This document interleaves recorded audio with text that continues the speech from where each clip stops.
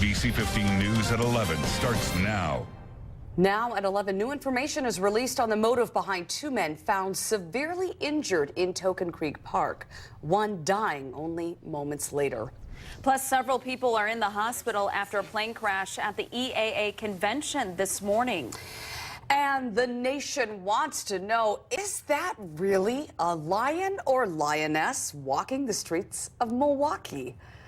That got so much national attention on all of the network morning shows. I know. I want to know, too. I know. We had it on the morning show. It's amazing. Good morning. Hi, I'm Christine Belport. And I'm Ashley Matthews. New information this morning on an incident that left one man dead and another man severely injured in a Dane County park.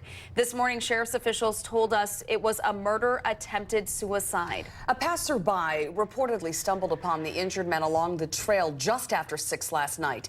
Investigators say the two knew each other. The man who reportedly killed the other man then tried to kill himself. He has critical injuries. Now, this isn't the first time tragedy has happened at Token Creek Park. In 1993, the body of 30-year-old Denise Stark was found in a shelter. She was sunbathing and was dragged into the bathroom and murdered. A self-proclaimed Rambo, Albert McGowan, was later convicted and is serving a life sentence in Waupun. 5 people are in the hospital after a plane crash at the EAA convention in Oshkosh. 2 are in fair condition, 1 in critical condition. There's no word yet on the other 2. The single-engine plane went down shortly before 8 this morning. The airport was temporarily closed as crews worked to clear the scene. This is your Weather Authority forecast.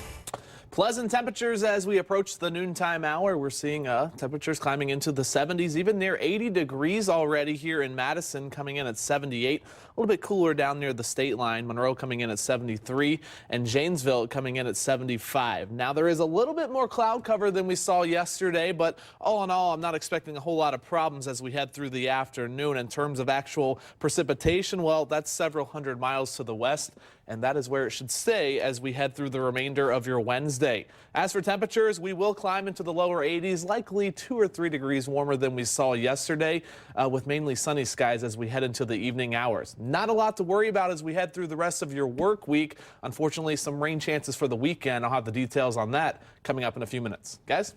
Brian, thank you. In today's White House Watch, Governor Scott Walker begins the second phase of his presidential announcement tour. Today, Walker is headed to Nashville, Tennessee to meet with supporters. Tomorrow, he will be the keynote speaker at a meeting in San Diego. Around the nation now this morning, we are getting our first look at dash cam video of the arrest of a woman in Texas who days later was found hanging in her jail cell. Authorities say she took her own life, but her family disputes that. NBC's John Yang has the latest. I'm in my car, but I have to put out my cigarette. Well, you can step on out now. I don't have to step out of my car. Step out of the car. A traffic stop quickly turns into a shouting match between a Texas state trooper and Sandra Bland. I'm going to yank you out of here. Okay, you going to yank me out of my car? Get out. Okay, all right. The confrontation lasted about 15 minutes and was captured on state police dash cam, edited here in part by NBC News. Get out of the car! And then you I will light you up. Get out! Wow. Now! Wow. Get out of the car! The officer's arrest report says a handcuffed Bland kicked my right leg. Authorities are investigating the trooper's behavior and have placed him on desk duty. Bland was charged with assaulting a police officer. 3 days later, she was found dead in jail. This is cell 95. This is where officials say Sandra Bland's body was found. It's been virtually untouched since that morning, including her unopened meal from the night before. On a bunk, a Bible and an inspirational booklet. The sheriff says it's suicide. The family isn't buying it. That was John Yang reporting today. Sandra Bland's family is preparing to fly back to Chicago with her remains. They are preparing for a funeral this Saturday. And now in a crime tracker 15 alert, Monona police are looking for a third suspect in a shooting investigation. Please take a look at your screen now. The shooting happened earlier this month at Tully's Bar. The victim suffered non-life-threatening injuries, but police say they are looking for this man who may have been involved. They've already arrested a Madison woman and a Janesville man in the case. Here's a traffic alert you should know about. A section of the Beltline will be closed in both directions starting tonight. All traffic will be detoured for construction of the new pedestrian bridge near Verona Road. The lanes will close at 10 p.m. and will reopen around 5 tomorrow morning.